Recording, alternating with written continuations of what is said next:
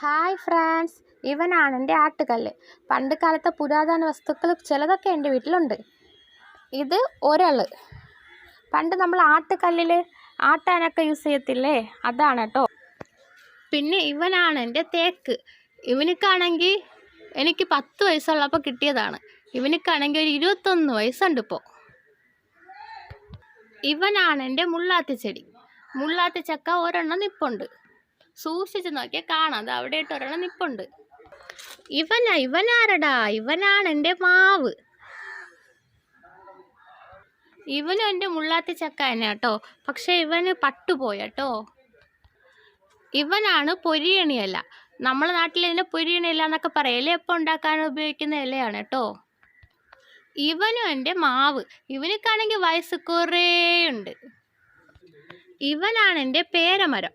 ഇവനിക്കാണെങ്കിൽ വയസ്സ് 45 ഉണ്ട്.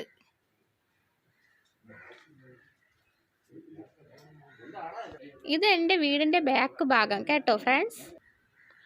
ഇവനാണ് എൻ്റെ വേപ്പ് മരം. ഇവനിക്കൊരു 48 വയസ്സൊക്കെ ഉണ്ട് കേട്ടോ. ഇവനാണ് എൻ്റെ മൈലാഞ്ചി. ഇവനാണ് എൻ്റെ മുല്ല.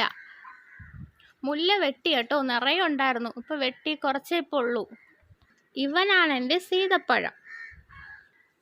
ഇതും സീതപ്പഴം. ഇത് വേറൊരു മരമാണ് കേട്ടാ. ഇതിൽ നിറച്ച് സീതപ്പഴം നിപ്പുണ്ടേ.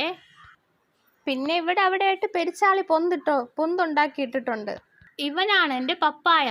ഇതിൽ നിറയെ പപ്പായ ഉണ്ടായിരുന്നു കേട്ടോ, ഞാൻ പറിച്ചെടുത്തായിരുന്നു. ഇപ്പം അതിന് ശേഷം ഒരെണ്ണം വിട്ടിട്ടുണ്ട്. പിന്നെ സീതപ്പഴം കണ്ടല്ലോ, നിറയെ നിപ്പുണ്ട്. ഫ്രണ്ട്സ് എല്ലാവരും എൻ്റെ കുഞ്ഞു വീട് കണ്ടില്ലേ?